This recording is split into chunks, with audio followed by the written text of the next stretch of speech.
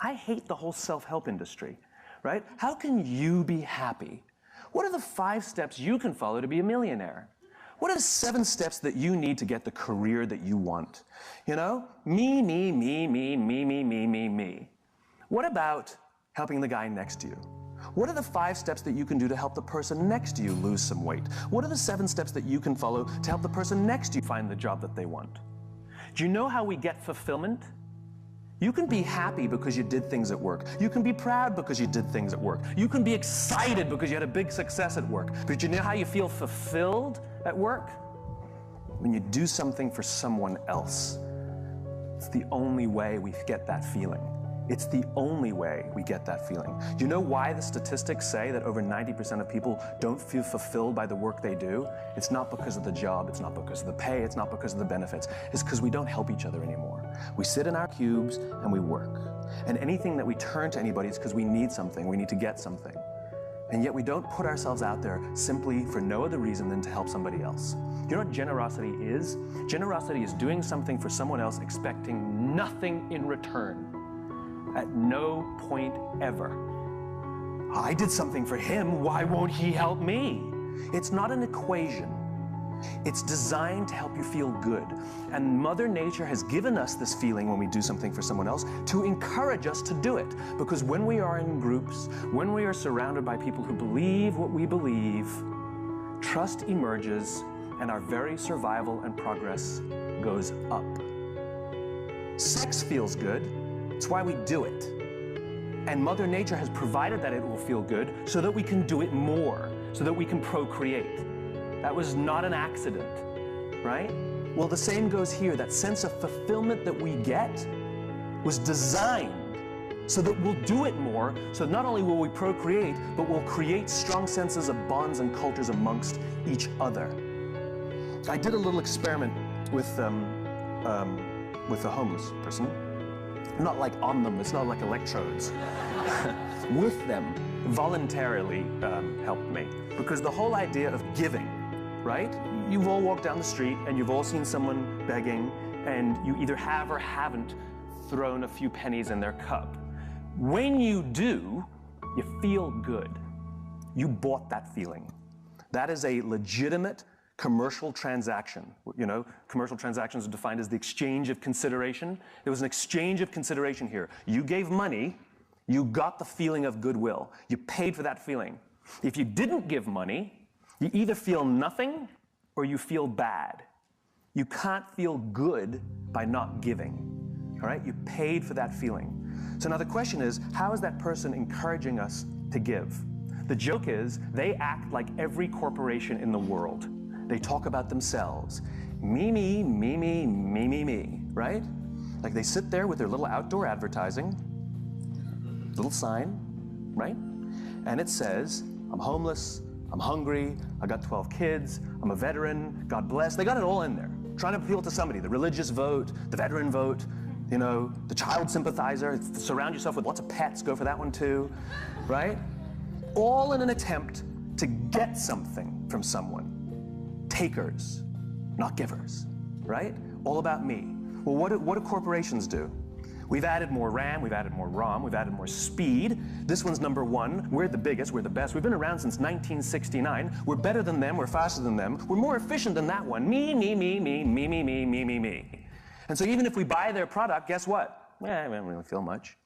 So I did this little experiment. I found a nice homeless lady on the streets of New York who's willing to help out. And I learned that with her sign, which was pretty typical, I'm homeless, I'm hungry, blah, blah, blah, she makes between $20 and $30 a day for a day's worth of work, 8 to 10 hours of sitting there selling goodwill. 8 to 10 hours, she'll make $20 to $30. $30 is considered a good day. I changed her sign, and the new sign made her $40 in 2 hours.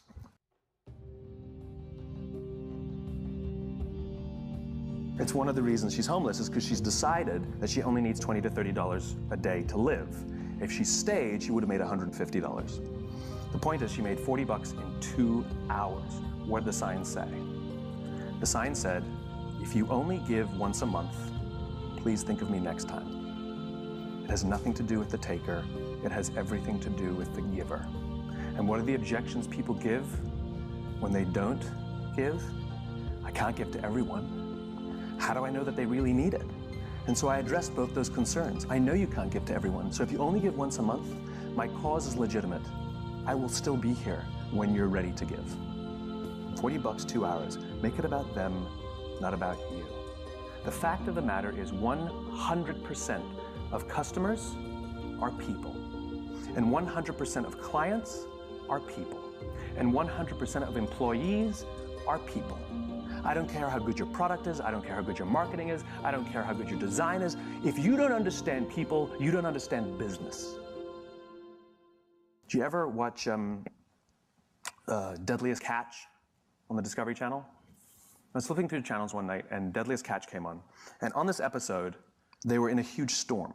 Now, for those of you who don't know Deadliest Catch, they take these crab fishing boats out in the Bering Sea, which is like terrible. And they put cameras on them, and we watch, right? The reason that's, I guess, significant is because these crab fishermen have, I think, one of the top 5 deadliest jobs in the world. You know, I don't know what the exact number is, but dozens of fishermen die every year doing this. We apparently find that entertaining, which it actually is.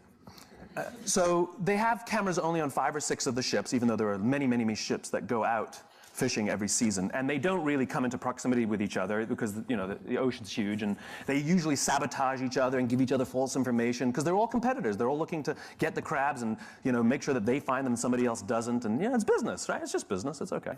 We all do the same thing in our own companies. And in this one episode, this big, huge storm was so violent that they had to bring all the pots, which are the big cages that they catch the crabs in. They had to bring all the pots back on the boat and wait out the storm. And just by dumb luck, one of the boats that had cameras on it was in proximity of a boat that didn't have cameras on it. And so they filmed, they had secured all their pots on the deck, and so they started filming the other boat. And they filmed a guy climbing on the outside of the cage, securing the pots. And all of a sudden, a huge wave hits the side of the boat, and the guy's not there anymore. And the people on the boat with the cameras start screaming, "Man overboard, man overboard, man overboard." And they turn their boat towards where they think he might be. He's a stranger, they don't know him, they don't know the crew members of the other boat, and yet they react. And they turn towards him. And they find him in the drink. And for those of you who don't understand how dangerous this is, if the water is so cold that if you're in the water for, I think that it's a minute or a minute 30, hypothermia will set in and you die. And they come upon him, and he's screaming, "Don't let me die, don't let me die." And they pull him on board, not out of the woods yet. They strip off his clothes because it's wet and cold, and they wrap blankets around him to prevent hypothermia from setting in. And he survives. And it's overwhelming. And the captain comes down. And this is all on, I mean, you can go watch it on TV. The captain comes down, and he hugs this stranger, this young man, his competitor. He hugs this guy as if he's his own son. I lost it. Everybody is crying. And you realize what happened here was a human interaction. And the reason that they risk their own lives to help this other person, even though they spend every other day trying to get ahead and sabotage, is because at the end of the day, they're all crab fishermen. And they know something about each other. And they know something about the risk that they all take to do this. And when push comes to shove, they will put themselves out there to help each other for no other reason than they get it. They're one and the same. I will promise you that every single member of that crew that day went home with a feeling of fulfillment. I promise you that every single person on that crew that day felt more good in their hearts and in their jobs than the richest days that they've ever pulled in. My question is what are you doing to help the person next to you? Don't you want to wake up and go to work for the only reason that you can do something good for someone else? Wouldn't you want them to do that for you?